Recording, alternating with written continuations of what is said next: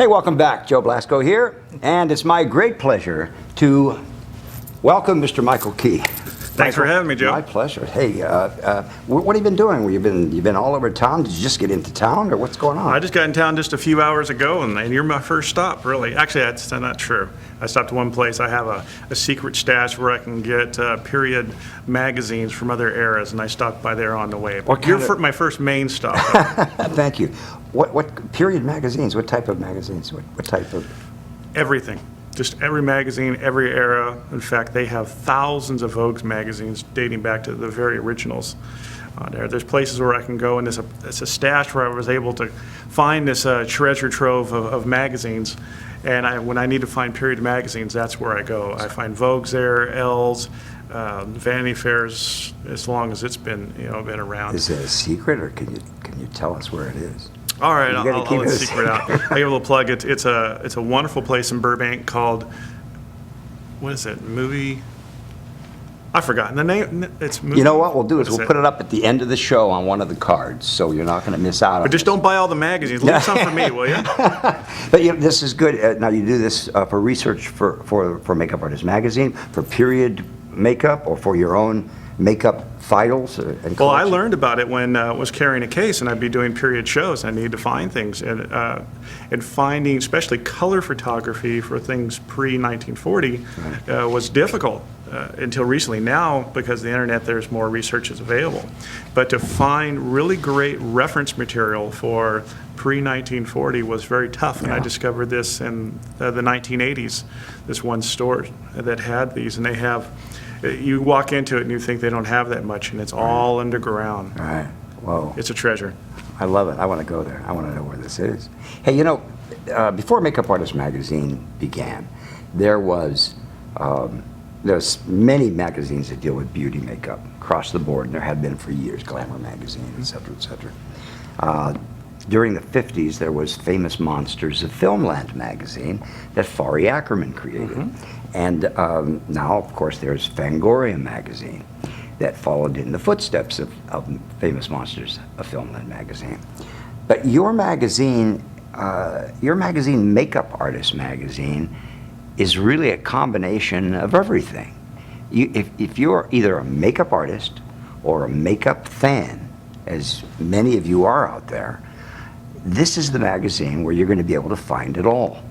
You see beauty makeup, you see all form of character makeup, including construction makeup, prosthetics makeup. All of this is able to be found there. And so it's across the board. Now, of all of the, firstly, I want to congratulate you. Thanks. Congratulations. I mean, this man really has done something here by creating this magazine. This was no easy feat, I'm sure. Tell me, let's go back in history. Tell me how you got the idea to develop Makeup Artist Magazine. Where did it come from? It came out of being a member of Local 706, and when I ran to be the craft president, which is a meeting for technique and products. It's one of the best things that the union does. Right. I was once the president of the craft meeting as well. Yeah, I know what that's about. It really is, as you know, it's one of the things that's not political in the union. It's really super. You get to talk to the people that are the best in the world at what they do. Absolutely. And have them share their knowledge, and they freely share. Right. And when I came into the local and started seeing the craft meetings, I just thought this is fantastic, and I always attended them, and the craft meetings were very important to me. And then I discovered that the local had a backlog, a library, if you will, of these craft meetings that were on tape, and I didn't know that. And I went to the local, and they were on VHS tapes, and I started putting them in the machine there at the local. And it was horrifying. They were deteriorating, these tapes. Some of the stuff from the 70s, as far as back as that, makeup artists doing work. And you could tell they're doing something like laying a beard, but you can't really see the work because the tapes had deteriorated. And I thought that was a crime. So I started videotaping the craft meetings myself on high 8. Yes. And so it would be a higher quality to hopefully try to carry the torch and then turn it over to some other young lad or gal later on, so that we wouldn't lose this heritage. Right. in doing that, I got very involved in the craft meetings and about technique and product and sharing of knowledge and education. And so when I ran for the president, when Alan Friedman stepped down, another makeup artist that we both know. And Where is Alan these days? you know, I thought I almost saw him today. I was driving and I saw somebody in a car, and it's like, that looks like Alan Friedman. Somebody told me he was in North Dakota or someplace. He could be. Somewhere. I haven't heard from him in years. Wherever you are, Alan, give us a call. We miss you. But when he stepped down, I ran and became the craft president and was the craft president for 8 years, which is the longest anyone's ever held the That's office. amazing. Everybody else usually gets tired of That's it and done amazing. with it. But when I ran for the craft president position, I wanted to bring something to it. I didn't want to just perpetuate someone else's done. I wanted to bring something to the game. So I thought, well, I can create a newsletter, at least something that's colored, something Right. a little bit better than a kind of garage sale flyer, which is what the local had been putting out for these meetings. And so I had been experimenting with Photoshop for computer makeup design and doing some graphics. So I created, I went to the local and I created, what I found out was this. Let me back that up. How old were you when you were doing all this? How long ago was this? This was 1995. Oh, it's relatively recent. Yeah, it all happened rather quickly, this Right. little bit that happened. And I wanted to have it printed. And when I didn't know anything about printing at the time, so I went to a printer and said, how much would it cost to print 4 color, so it's full color? And it costs just as much to do 1 page as it would to do 4. So I thought, okay, well, instead of a flyer, I'll do a little newsletter type thing. Went to the local and asked for, I said, well, we can do this, it'll only cost $500. $500. They thought I was asking for blood money or their firstborn, or they didn't really have a vision for it. Right. And I'm actually thankful that that was the case. Otherwise, I wouldn't have been able to do what I did. Yeah. So I went and raised the money myself and put out the flyer and I did 3 of these newsletters. Yes. And the third one took me like a month to do because I didn't know what I was doing and I didn't have any help. So Isn't that always the case? You know, when you have a vision, it's so difficult to have others to share that vision, you know? So you're normally on your own at first, you know, and then when people see that you're, you know, hey, this guy's got something going, then Yeah, once you see everybody it. wants on the bandwagon. part of it. So I decided that I was, you know, I'm going to quit doing this as a newsletter and do it as a magazine. Right. And there's another reason why I did that. Is because I felt that the general public needed to know what a motion picture makeup artist contributes to the Absolutely. screen. Because our work is usually invisible. If it's done well, That's right. except for the fantastic makeups, you don't realize that there's any work done there. That's right. So much like I patterned it after American Cinematographer. Yes. I had bought several issues of American Cinematographer, never had any interest or aspirations of becoming a DP. Right. But I did it because I was interested in the behind-the-scenes movie Yes, making. I absolutely. thought in the same way, we will elevate awareness for our craft by Right. having it on the newsstand so that the average person could see that. Yes. And so with total ignorance and not knowing that most magazines fail, went into the magazine business. Well, we're very glad for that. I think I speak for all makeup artists out there who see the magazine all the time and learn from the magazine. To what degree were you instrumental in helping or in creating the Artisan? Did you work on the Artisan, the local 706? No, I did not work in publication? the Artisan. If I'm not mistaken, Marvin Westmore created the Artisan in the mid-'70s. Yes. Maybe in the early '70s, and it ran for a time. It was just a little pamphlet then. Yes. It went that far back? Oh, Marvin started yeah, it was that far very back? early, just a Really? little pamphlet thing that they had. And it ran a few issues, and then it stopped. And then they relaunched the Artisan some years later, probably in the late '90s, early turn of the century, new century. Yeah, I know that it seems to be doing quite well, the Artisan as well, as a union type of publication. But you've gone now. Your Makeup Artist magazine it's huge. I mean, take a look at this. Here's some older issues. There's some This ancient is- history. Yeah, this is ancient history here. This is from the Flintstones. I did all the body makeup, and we made all the liquid body makeup for this picture. This is terrific. But this was one of the earlier magazines. We'll put it over here. And another. Okay. Here's a nice, great cover. Nice beauty. Asian makeup here on the cover. Okay. And this is what the magazine looks like today. Now the binder is obviously a little thicker here, a lot thicker actually. So that means that the magazine has grown considerably. There's a lot more to find in Makeup Artist Magazine than back in those early days. Let me go away from the magazine for a second. Where are you from? I mean, you're local, aren't you? You're from this area, or where were Kind you of a mixed born? bag. I was born in Los Angeles. Yes. And then when I was 5 years of age, I moved to the Panhandle of Texas. Yes. And I lived there until I was 12. Yes. And then I lived back here in Los Angeles for another 35 years. And then for the past 4 years, we've been up north Right. in the Portland, Oregon area. When did you know you wanted to be a makeup artist, and what inspired you? When was that? How old were you when you suddenly realized, wow, that's something I want to know more about? When was that? Well, I think the original spark goes back to the early days, much like most makeup artists. Reading Forey's magazine, Famous Monsters, was very inspirational. Also in the 60s, there was a lot of science fiction television that was there, so there was some more fantastic makeups that, as a young boy, I could understand that I was seeing makeup. The Outer Limits, the Twilight Outer Limits, Zone, Twilight Zone, all Fred Phillips stuff, and right. Johnny Chambers stuff. original Star Trek Sure. television Bill series. Tuttle and Charlie Schramm. Fun stuff. Always fun. And when we were kids, so we didn't know good from bad. We just, sometimes we did. If it had to really be bad, when it was really bad, we recognized it. But there was still a fascination. And it was like, even if it was like, oh, gee, I could do that, or I could do better than that, that helps. That helps a young man that has aspirations, or a young girl that has aspirations of being a makeup artist, to really, want to push ahead and to get into the field. Were your parents, were they supportive of your being a makeup artist? Or? No, well, in the beginning, the early days, I didn't know what I wanted to do. I was inspired by film and television, loved it, always have. But my early years, I was actually pursuing a music career. You were? I thought music would be a great way to make a living. How ignorant was that? No. For those, so I was like going into acting, or I'll be a baseball star.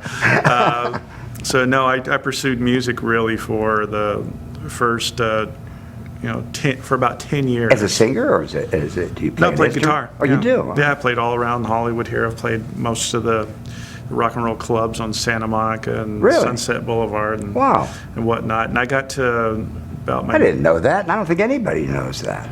Few, This is very great. few. So in my about 24 years of age, I kind of realized that I'm not making any money here. Yeah. I Yeah. don't know if this is going to work. I'm going to end up being 50 years old and only know how to do music and probably singing Feelings at the Blue Room at the Ramada Inn or something. Right. I did not want to have that happen to me. So I had a very serious talk with God, and I said, if you have something else you want me to do, please show me. Yes. Because please don't let me end up at the Blue Room at the Ramada Inn. I don't want to do that. And so I got an answer. It's funny when you have those real serious conversations, Oh, you yeah. get answers. Oh, yeah. I saw a movie called Alien, and I was very inspired by some of the designs in there. There was Yes. the face hugger that got on John Hurt's Yes, face. yes. I thought it was so brilliant because it looked like something that was anatomically feasible. Yes. And a part snake, part Yeah. scorpion, part spider. Carlos Rambaldi, I believe, did that work. The Italian makeup artist. He's actually a special effects artist. There, that first Alien movie that came out, I saw that, and I read in a magazine. It was Cinefex magazine. It was their very first issue that Don Shea did. Wonderful magazine that covered kind of behind-the-scenes special effects. And for the first 2 years, he did cover some more prosthetic and character makeup things. And there was a paragraph there that explained how the face hugger was done. And Right.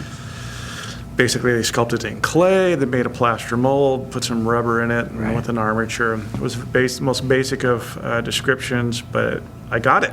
I understood. I could visualize how that was done, so I wondered if I could make one. And It captured you. so I went and Yeah. bought some materials at the local hobby store and made a lot of mistakes. I had to start over several times, but after about 7 weeks, I had a crude version of that.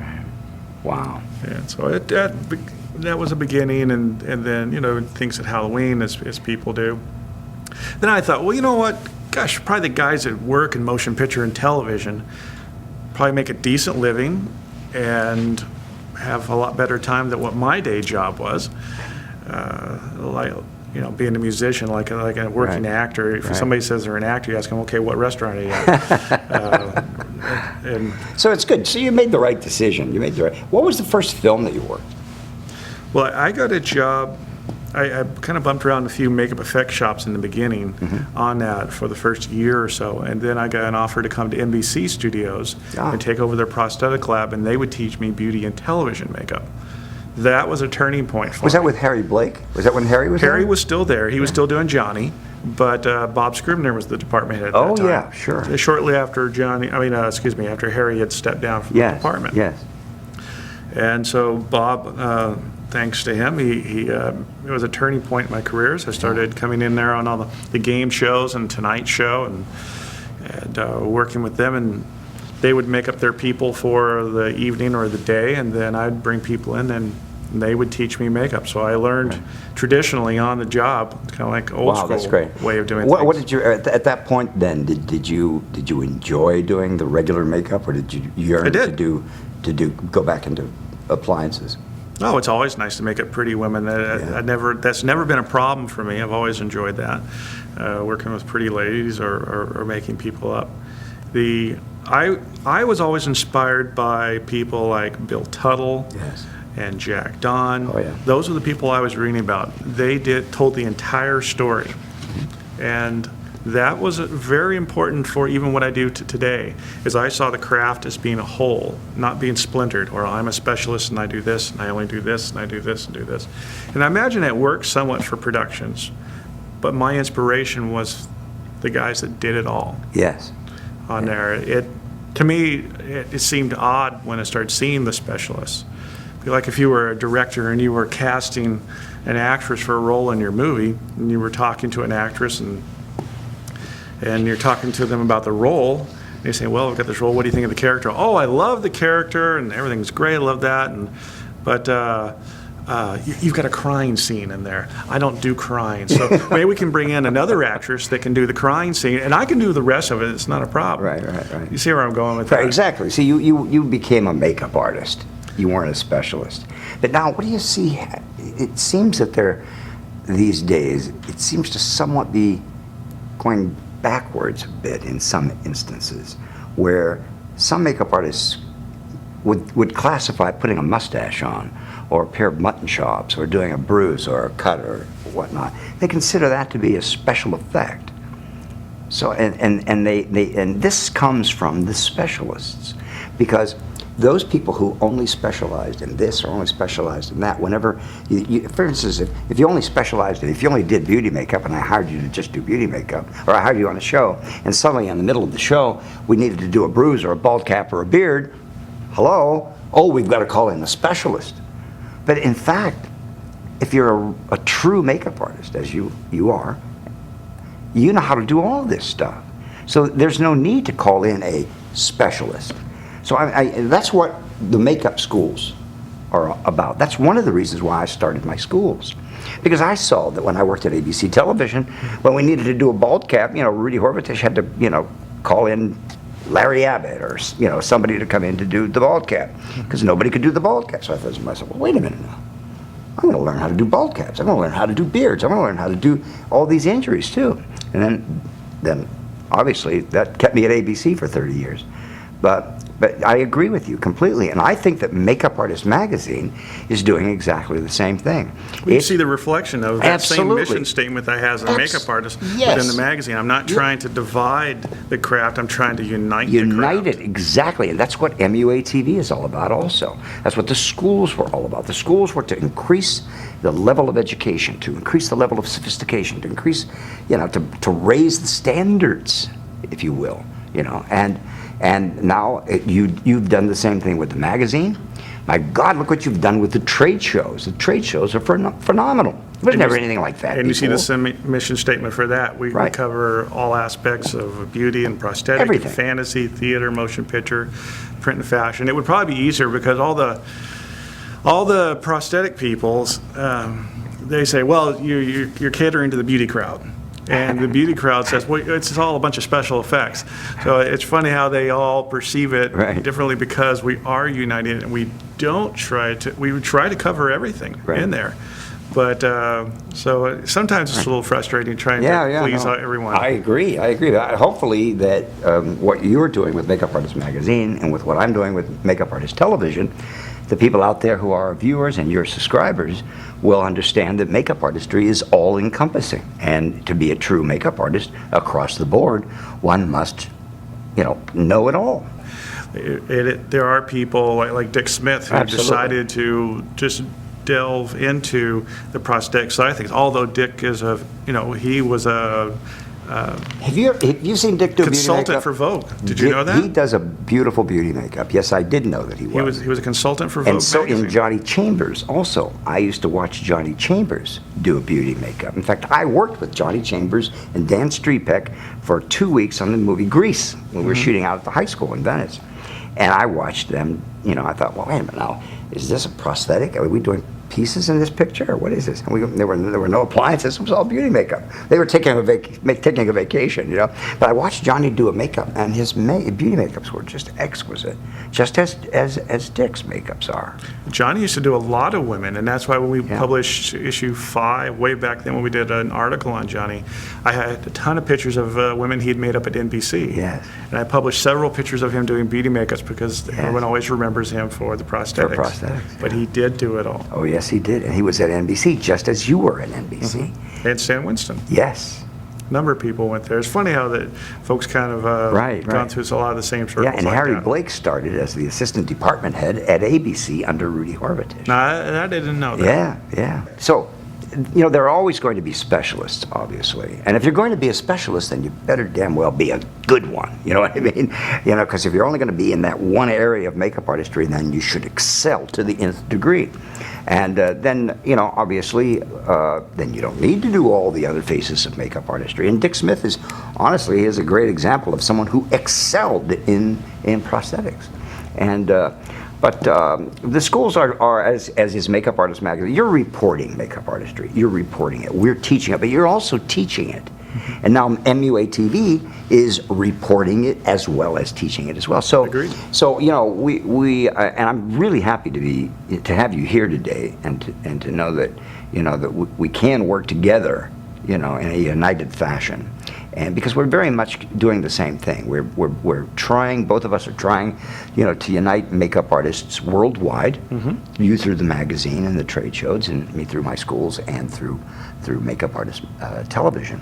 And so I'm just wondering, how did you make the transition when you went from the magazine into the trade shows? What was the pattern of thought there that led you from the magazine into the trade shows? Well, when I started the magazine, there was no way to reach professional makeup artists. It hadn't been done. So I was trying to pave a road while trying to drive on it. Which we're trying to reach makeup artists. We're making this road, but it's slow going when you're having to pave it as you're driving it. We put an ad in Fangoria, so I knew we would reach a certain amount of prosthetic folks there, but it was difficult. So as I was trying to learn what the magazine business was all about, I learned that a lot of magazines do well at trade shows. They go to trade shows, and that creates a lot of awareness. Right. So I started speaking to my advertisers and saying, what trade shows are you exhibiting at? What's working for you? Where are you at? And the conversations would go something like, well, we tried this show and that show, and we went to these beauty shows, but they're really hair shows. They're not really makeup shows, and they're really spa salon. And in the end, we just decided that it's not really worth the money, so we don't exhibit.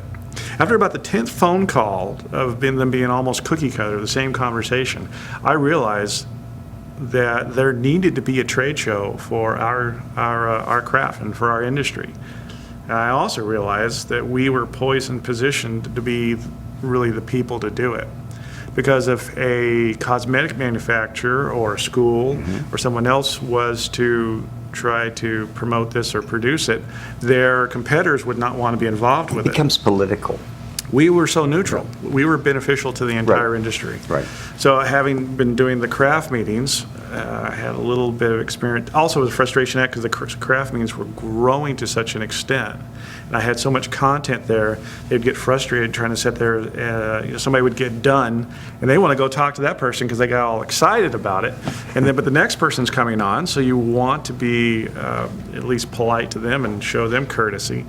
So in a trade show environment, people get to customize their own craft meeting, really. Yeah. They get to go to what education they want to. They get to go and look at what products they want to. And it doesn't have to be a situation where everyone has to sit out. Exactly. That's brilliant. So, say we started the magazine, the first issue was June of '96, and on January 1st, at Fred Blau's house, who's a makeup artist. He was just here yesterday. We did an interview with Fred. Fred, fantastic guy. He on a New Year's Day, he has a tradition of making huevo rancheros and Bloody Marys for people in the industry. And I was there, and several folks there, Maurice Stein, and a number of makeup artists were there. So at Fred Blau's house on January 1st, 1997, I said, we're going to do a trade show. And they said, when? I said, I'm going to do it in August.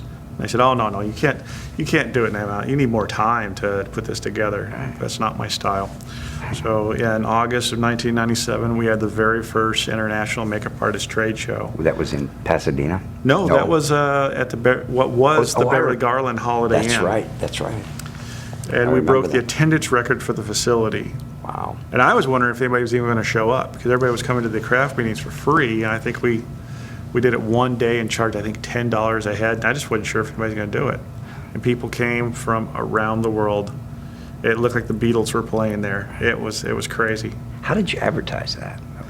We advertised it in our magazine, of course. We did it in Cinefix. I'm not sure if we did anything in Fangoria. We did Hollywood Reporter. Do you go beyond Makeup Artist Magazine in your advertising? Do you advertise the magazine in other magazines or the trade show in other magazines? Usually the trade show, not the magazine, because I feel that we kind of grew up with the internet in a way, Right, because the right. internet came about the same time as the magazine. Thankfully so. That's how we became an international magazine with issue 2. Yes. And that wouldn't have happened if it Yes. had not been for the internet. What do you see? What's the future? Do you plan to continue producing the actual hard copy magazine? Oh, yes. Or do you see that eventually everything is going to be internet? No, we've always been on the internet. The internet is a strength for us, and we see it as a tool. It's a different part of the pie. I think the print publication will always be around because I agree. people like having something tangible to Right hold in their there. hands. They collect I know it. that I do. Yeah. I like to do that. I like the internet, but I also like the printed. Right. That. I still have a collection of famous monsters of Filmland magazine that As date do all I. the way back to 1955. Yeah, it's amazing. But what we do on the internet is, we just revamped makeupmag.com, which is our flagship. That's the main website for the magazine. We just completely rechanged that around so that people can access information so much better than ever before. Yes. And also our consumer beauty site, which is makeup411.com. Yes. That's a beauty site that has the beauty breakdowns for every actress in every motion picture, television show, and most of the music videos. So you can go there and you can say, if you want to see what, Gwyneth Paltrow, you want to see what the latest makeup that she's wore, you can look her up and you can see all the movies that she's done, and you can see the different makeups That's that she terrific. wore. That's really great. And that we had since, I think it was That's been a while. 99, We've had that, 2000. yeah. Now, when we Great completely idea. rebuilt it, now what happens is you click on there and you go, oh, who did this makeup? I say, and you see the makeup artist's name and you click on their name. Yes. Now it shows you all the makeups that they have on the entire site. Also, the same thing for the product. Let's say that they're wearing a Joe Blasco foundation. Yes. They click on that foundation, you will see all the other makeups Yes. of these celebrities that are wearing that product. What a great idea. There's a really wonderful part of it called the best of the best. And what that is, it's on the database, because the whole thing's database driven now. So you can look and see which foundations and which lipsticks and all these different products are being used the most Yes. on these women. Yes. Which is a different list than asking a celebrity what's their favorite product, Right. Which- or even asking which makeup artist what their favorite product Right, is. which tells you across the board what all makeup artists in general, perhaps, or most makeup artists are wanting to use more than others. So it really tells you who the who's who as far as makeup products are concerned, in Hollywood. It's a running tally. Yeah, And our that's next great. step, what it is fulfillment, so that if somebody was to go there and they click on that Joe Blasco Foundation, so that they go, oh, wow, this is neat, where can I get that? They'll Right. be able to click on that there, and it'll take them where they can Where to buy that. it. Yeah, that's genius. And we're wanting to do that with all of the products Right. that are on We the have to site. talk about that, don't we? Sure. We'd love to be able to connect people up and so Right, that they right, know right. the great products Yeah, you make. that's terrific.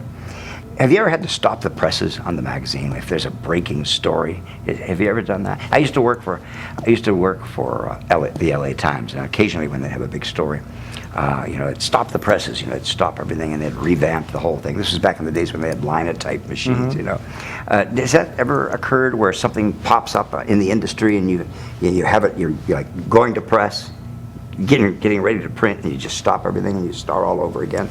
Well, one thing, being a small company, being a small publisher, we can turn on the dime. That's one of our strengths of being small. So we could, if something was to happen the day before, Right. we can make a change and push it a day, we would do that. I've never had to stop the presses because of another story that's come up. Right. I've Once it gets stopped there, the that's presses it. really where stop the press, turn it off. Yeah. Only once. Yeah, for color, something wrong with the There color was you weren't something approving. really wrong with the color, and I Yeah. said, this is not something we can make a minor adjustment to. Yeah. There's something Yeah. wrong with this, and we're not going Right. to let this go. Yeah, I said, turn it off. I experienced that, Mike, when I wrote the book with Right. Vincent Kehoe. The color had to be perfect. If the color, you're writing a book on makeup, and if the color isn't right, then it's all down the drain. Now, along the same lines, what we did, I didn't stop the press, but I had them reprint a cover. Yes. They did a typo in Dick Smith's name. I could not put out a cover of the magazine that said Dick Smithis. So it was really